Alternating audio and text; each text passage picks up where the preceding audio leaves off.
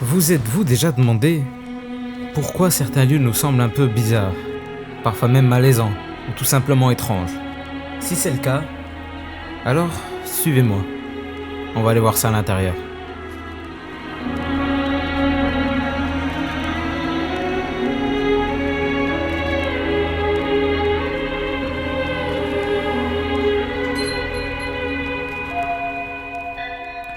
Le concept des liminal space vous est peut-être déjà familier. Même sans connaître le terme, vous avez probablement déjà traversé un endroit qui vous a mis dans un état bizarre. Que ça soit les backrooms, les pool rooms ou des lieux réels, on va essayer de comprendre ce qui les relie. Mais avant ça, montons d'abord à l'étage.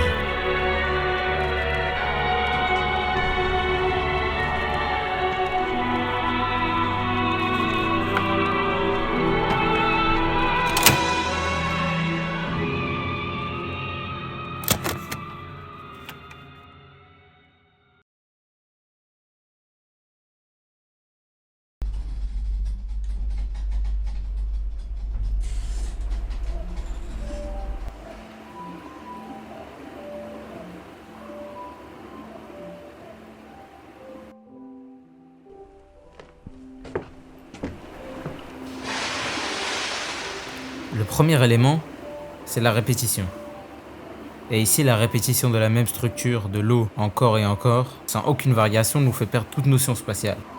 C'est ce qui rend ce lieu luminal. Vous êtes entre deux états, entre l'avancement et l'immobilité, car on a quand même l'impression de ne pas avoir bougé, alors qu'on peut se déplacer. D'ailleurs, ce lieu est une pool room. Les pool rooms sont des espaces lumineux qui reprennent l'architecture des piscines, mais sans fonction précise. Elles combinent des éléments familiers comme le carrelage, l'eau et l'éclairage artificiel dans un contexte vide et silencieux.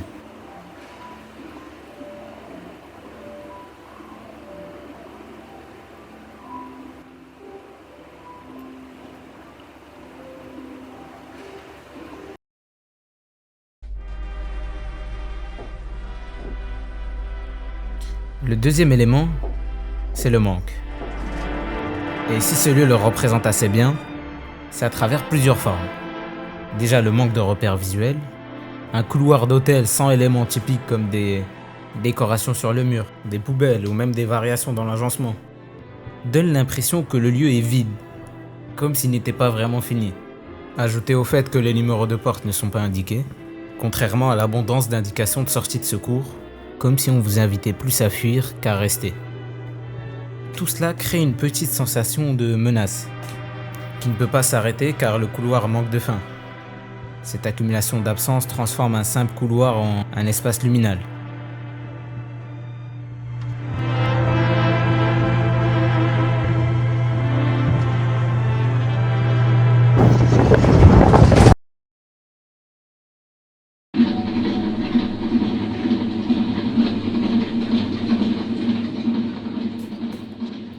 Le troisième élément, c'est le déplacement. On s'attend tous lorsqu'on rentre dans une maison à trouver les portes debout, jamais couchées par terre, car chaque objet a une place habituelle. Le déplacement a cassé cette habitude, par exemple, déplacer la porte et la mettre par terre, rajouter des objets qui n'ont aucun rapport avec le lieu ou changer l'emplacement des machines à laver à un endroit pas propice à leur utilisation.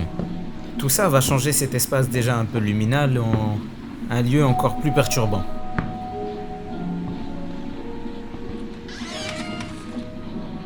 Comme on peut le voir, l'éclairage sur les côtés crée des ombres bizarres. On reconnaît les objets mais pas leur fonction. Et l'espace devient difficile à comprendre.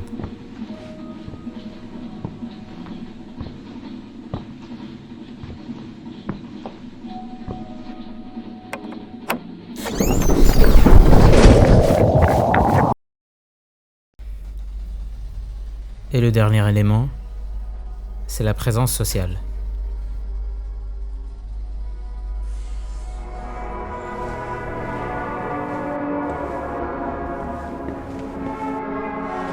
Le lieu semble conçu pour accueillir du monde. Panneaux d'indication, sièges d'attente et même écran d'information. Mais il est totalement vide. Les lumières sont encore allumées, comme dans un lieu encore vivant, prêt à accueillir des gens. Et le bâtiment est vaste, car il est fait pour contenir beaucoup de personnes. On reconnaît bien un espace social, mais On s'y sent comme un intrus, ce qui donne une forme de malaise constant.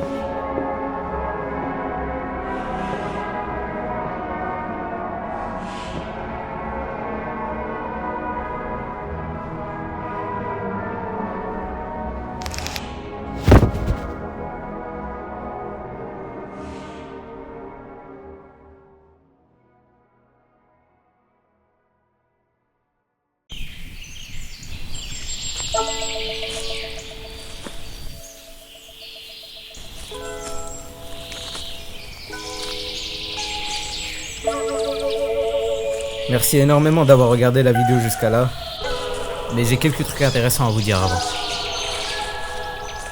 Déjà, une version complètement jouable de ces mondes avec quelques trucs cachés est disponible en téléchargement en description. Et ça me soutiendrait énormément si vous pouvez y jouer. Aussi, pour les gens intéressés, cette vidéo est en partie basée sur l'étude d'Alexander Diels, un chercheur vraiment pas connu alors qu'en vrai il fait des trucs bien. Je sais qu'on dirait pas comme ça, la vidéo elle fait 7 minutes, mais elle m'a pris 3 mois à faire si on compte le jeu et les environnements 3D. Donc si vous pouvez vous abonner et checker mes réseaux, ça m'aiderait énormément.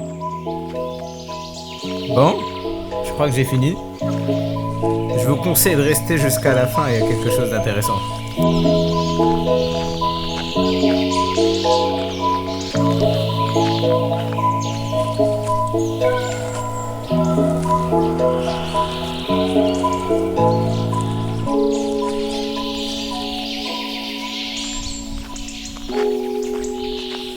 Alors les gars, encore merci et à la prochaine.